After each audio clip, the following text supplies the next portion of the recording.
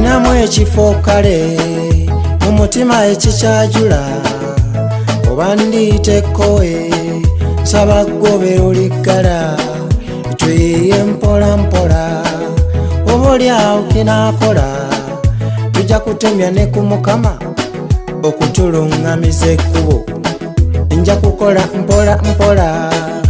oba olyawo tunaaweza njagadde mbe muntu wo olubeerera ngo ndi ku bbali limbe muggwe nsaba essanyu nasooka amazima okutya ne ku lusegero okukuba omutima gwange gunaawona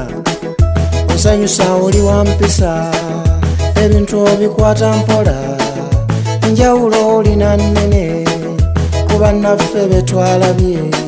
mu bateefu oli wa nnyota.